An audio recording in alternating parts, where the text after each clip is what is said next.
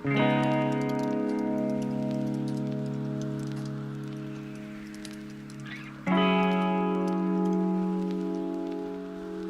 guys, welcome back to the channel, and this is not going to be a usual vlog. We're going to talk something productive over here. So it might be a long video because I'm going to try and cover the entire application process, and this video is obviously going to be in English because I think that's more suitable for me and for this particular video as well. If you guys do want a video in Hindi, do let me know. We're going to do that as well. So this video is going to talk about the do's and don'ts of the college application process, because believe me, I've been there and it sucks to be in that position where you don't know what's happening with your life and what's gonna happen next.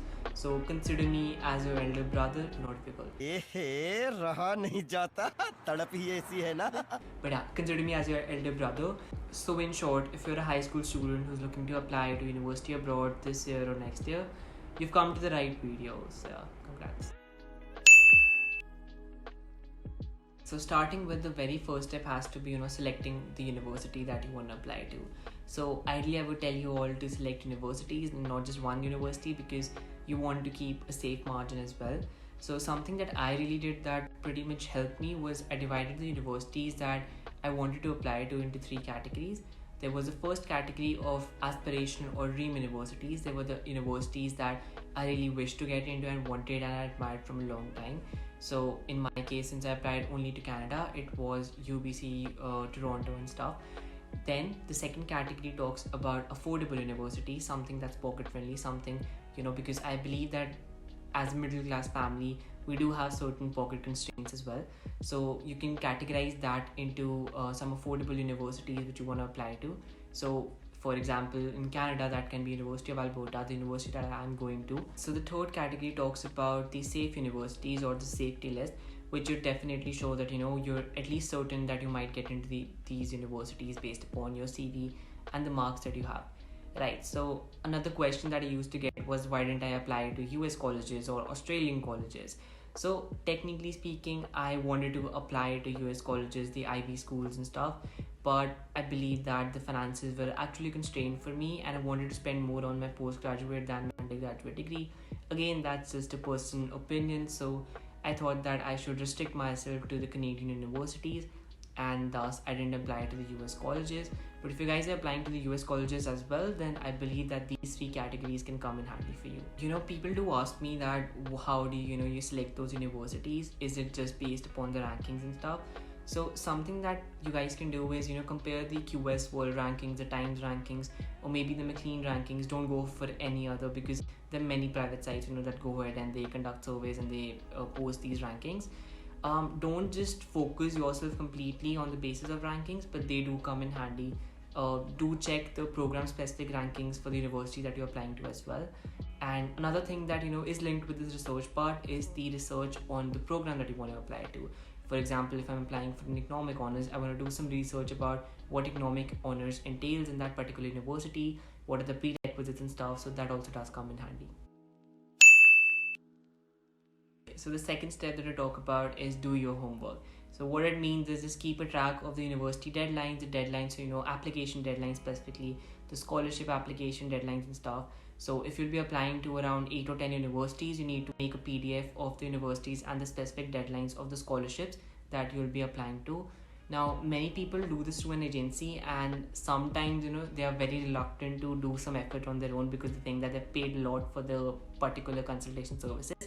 But something that I've learned from me and my friends' experiences are that, you have to take charge of yourself as well. I mean, it's good enough. I took the help of a consultation agency, but at the end of the day, it's you should be accountable for all the deadlines, for everything regarding your application process. So then we come finally to the application process. But before I talk about the very application process, just a bonus tip maybe would be that familiarize yourself with the portals that you'll be using. For example, if you're applying to certain Canadian universities, you might use the OUAC portal, or if you're applying to US universities, you might have to use the Common Apps. So it always comes in handy, and it's always useful when you're just quite comfortable with the usage of these portals. Don't completely rely on your counselors. It's great to take counselors' help, it's great to take teachers' help, but even you should know, how to use these portals and how to navigate through these portals, because that's a very important aspect of the application process. So now into the main part, which will take some time because I really want to cover, each and every single part of this process. So whenever you start with your application, there'll be two particular things that you have to keep in mind. The very first thing being that there is something known as application-based scholarships, and then there's other thing known as admission-based scholarships. So there are certain universities that have compiled both of them into one. For example, when you apply to the University of British Columbia, you don't have to separately fill out an application-based scholarship, because whenever you're applying or whenever you're submitting your scores, they automatically ask you for your essays, and that means that you'll be evaluated for the application-based scholarship as well. But then there are certain other universities like University of Alberta, University of Waterloo, where you have to separately fill in for the essay-based scholarship applications as well. I'll start by talking about the admission-based scholarships. So basically what you have to keep in mind whenever you're filling in for an admission-based scholarship, firstly, you don't have to fill in for an admission-based scholarship because you'll be evaluated automatically whenever you send in your application. So what they're looking for in that is the admission averages that you've had over the 4 years of your high school, being 9th, 10th, 11th and 12th. So I know you might not have the 12th scores, but they ask you for the predicted scores which you have to get from your teachers. And that is what also something, additional documents that you have to get from your teachers, the LORs, the predicted scores and stuff. So whenever you send in your application, what they'll be evaluating you upon is the consistency in your scores, right? They don't want to see 99% or 100%, although they're very happy if you do have those scores. But I believe that most of us don't really have those scores, but what they want to see is the consistency that you have in your scores. Anything above 85-ish or 80-ish is appropriate. So, here the big discussion arises that do marks really matter, or to what extent do your marks matter? So I'll just sum it up all for you once. Marks, I won't lie to you guys, marks really do matter. So work upon your academics, because academics are the base for everything.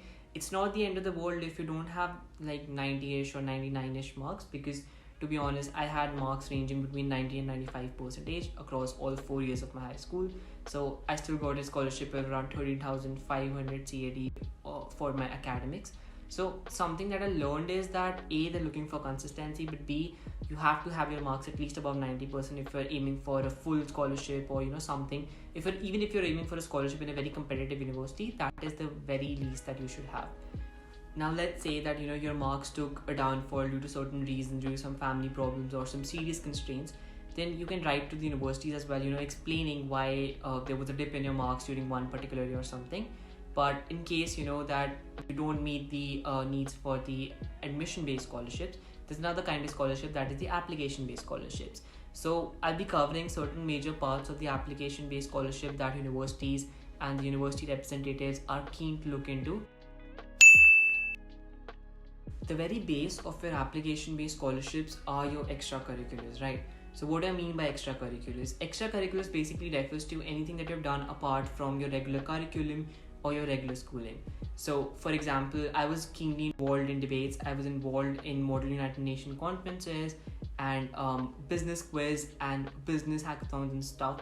So what it did was that these extracurriculars, they combined in and they produced a good CV that can be considered as an all-rounded CV. So what you have to keep in mind is that they're not looking for that you have to do everything in this world. There's no one who can do everything. Keep those things in mind. But if you're picking up an activity, then try to make sure that you've reached a certain level or a certain proficiency in that activity. For example, if you're involved in sports, then make sure that you have at least a state medal or a national medal or even a district medal. So it goes without saying that they do count participation as well, but they're really looking for the highest level of proficiency that you have in a particular activity. Now something else, I think that's the other side of this particular coin, is that also make sure that your CV is not just about one activity, right? This is something that probably I was doing in the early 11th grade and stuff, that I was keenly focusing just upon the MU and then the debates part. So make sure that once you have achieved a certain level of proficiency or maybe certain awards in a particular activity, pick up some new activities, pick up some new hobbies and stuff where you can explore yourself even more. Don't just be focused towards one activity and cross the maximum limit that you can get in that. Something else that you must keep in mind during your extracurriculars is that every single extracurricular of yours should have some aspect of leadership, right? For example, if I'm saying that I've been an avid debater or I've been an avid MUner, I have to show that how I've led the MUing club or how I've been the school president of the MN club or stuff like that. Because whenever you show certain leadership skills, they really appreciate that. That shows that, not only are you keenly involved in that particular activity, but you're also motivating others to take up that activity or something. So that's like a cherry on the cake if you can prove your leadership skills within your extracurricular activities. Now, something else that I'd like to really stress upon, which people don't really mention, is publications, right? What do I mean by publications? Maybe you've written a research paper on certain topic, maybe you've written a book or a novel, or maybe a book of just some short poems. Everything counts, because this actually shows that, something that really university are looking for are your writing skills, because the entire curriculum in US, Canada and abroad countries are based heavily upon your writing skills. So that's an open testimony of you possessing good writing skills and great communication skills. So that is something that I'll recommend you all to do. Okay, so now we jump to a very important section about social work and volunteerism. So before I talk about volunteerism, I just want to make one thing clear, guys. Don't just do social work for the sake of getting those certificates in and showing the university representatives that you have those certificates and you're actively involved in the community, but do social work because you actually want to learn something and you want to communicate and you want to contribute to the society at large. Because believe me, social work actually provides you with certain skills that get imbibed within your personality, and the day that you go to the university, those skills will be reflected by the way you talk, by the way you interact with people, and people will come to know if you're just faking it on your CV or you're actually done something valuable. Now, linked with this very concept of the social works in every single ideology is the concept of volunteerism. So basically what you're telling universities when you show volunteerism in your CV or in your application is that, hey, I've done something more than myself, I've contributed to society as well. It can even be something very small as, volunteering for a blood donation camp, volunteering for opening a club, or book donation or something. But these things do count. This basically shows that you're an active member of your society, and the university representatives are keenly looking for this in an applicant. So all this never ends, does it? I think the last thing that really, summarizes the application-based scholarships has to be your internships or your work experience. So basically what you're showing by having internships or doing internships, it need not be a paid internship. It can even be, just an internship where you're learning something or you're job shadowing someone. So basically it shows that you have had certain experience of the work as well, right? And try to do the internships that relate to your particular field. For example, if you want to be a lawyer, try to do certain internships in high courts or stuff, something which I did. So yeah, I can relate with that. But they do add bonus points to your application-based scholarship, definitely. So I think, I've covered many things, but the accumulation of all these particular aspects, I think they helped me in getting scholarships in Alberta worth 15,000 CAD additional, apart from the admission-based scholarships and even scholarships in University of British Columbia and Waterloo University. So I think that sums up the gist of the application-based scholarships as well. I know it's been a pretty long video, so I'll just try and sum the additional tips up quickly. So there might be certain universities like Schulich School of Business or maybe Sauder School of Business that might require certain interviews from you as well, apart from the application-based scholarships as well. So certain tips for interviews would be just go through the previous year interview videos from YouTube. Try to familiarize yourself with the kind of questions that they ask. And once you get that confidence, try to test yourself in front of the mirror to just gain that extra inch of confidence before setting yourself up for the interview. Apart from that, just keep a very healthy body language, keep a smile on your face, that's very important. And yeah, I think that really sums up the entire application procedure for the undergraduate students. So after you're finally done with all these steps, the only thing that's left is just go and relax, dude. I mean, it's just life and these things keep on happening. So yeah, just take a little rest and yeah, enjoy life. So I think that really sums up the entire gist of this video. We might have another interview with a presidential scholarship achiever. I think she's a friend of mine. She bagged around scholarship for 4 years in the University of Alberta. So we'll see if that interview is possible. And apart from that, I think that's it for this video. And if you guys have any questions, just feel free to leave them down in the comment section down below and I'll surely answer them. Feel free to contact me, and yeah, I guess that will be it for the video. I'll see you in the next one. And also don't forget to subscribe before going. I'm gonna come and haunt you.